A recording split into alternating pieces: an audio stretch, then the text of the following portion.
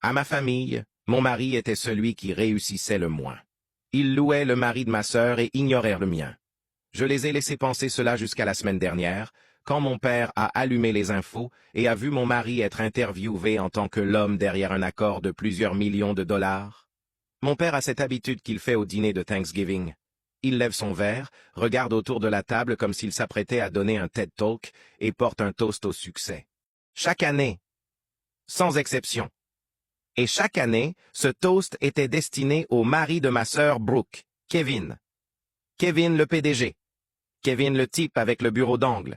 Kevin le type qui conduit une voiture qui coûte plus cher que la maison de la plupart des gens. Et mon mari, Elliot, mon père ne le regardait même pas pendant le toast. Pas une seule fois. Pendant 6 ans. Je m'appelle Darcy au fait. J'ai 34 ans. Je vis en dehors de Richmond, en Virginie.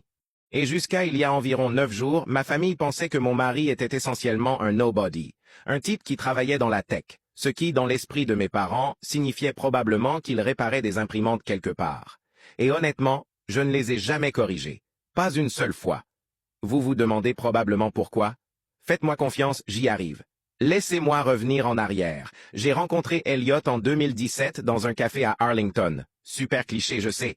Il a renversé du café glacé sur mon sac d'ordinateur portable, et au lieu de simplement s'excuser comme une personne normale, il a sorti une serviette et a commencé à dessiner un diagramme de la façon dont le renversement s'était produit. Comme de la dynamique des fluides, ou quelque chose comme ça. J'ai pensé qu'il était soit un génie, soit complètement dérangé. Il s'est avéré qu'il était un peu les deux. Nous avons commencé à sortir ensemble 3 mois plus tard, et dès le début, il m'a dit quelque chose qui m'est resté. Il a dit, « Je n'ai pas besoin que les gens sachent ce que je construis.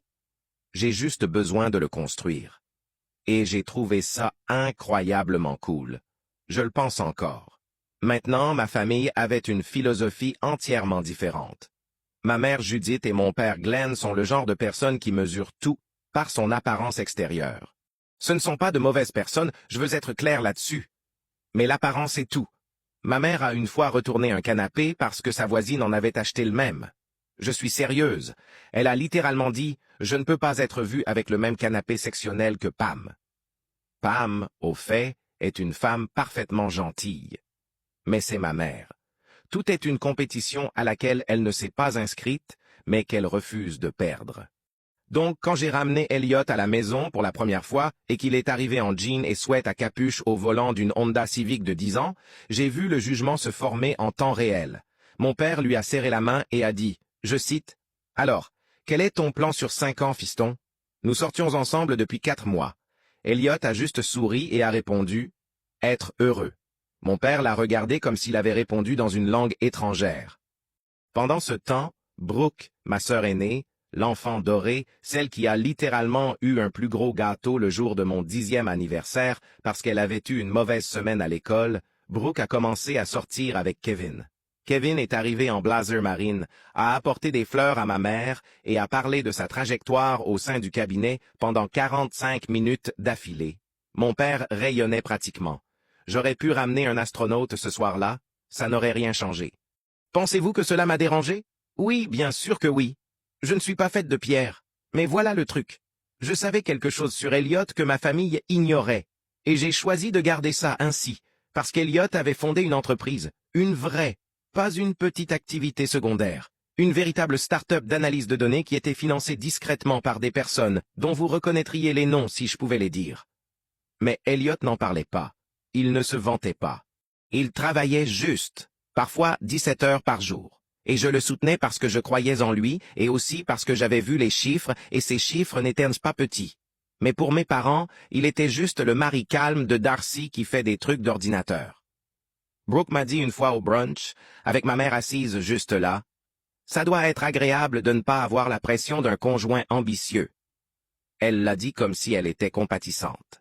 Comme si elle me donnait une petite tape sur la tête. Ma mère a hoché la tête. Hoché la tête. Comme si c'était une chose raisonnable à dire. J'ai juste siroté mon mimosa et souri. Parce que qu'étais-je censé faire? Sortir les projections de revenus d'Elliot? Qu'auriez-vous fait? Honnêtement, dites-le-moi en commentaire parce que j'ai retourné ça dans tous les sens 1 millier de fois.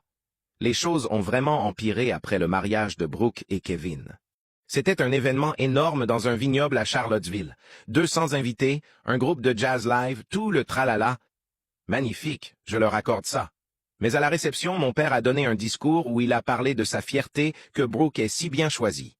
Il a regardé directement Kevin et a dit « Tu es le fils que j'ai toujours voulu ». Elliot était assis juste à côté de moi. Il m'a serré la main sous la table et a murmuré « Je vais bien ». Mais moi je n'allais pas bien. Ça a fait mal. Après ça, chaque rassemblement familial est devenu le show Kevin. Kevin a eu une promotion, ouvrons le champagne. Kevin a acheté un bateau,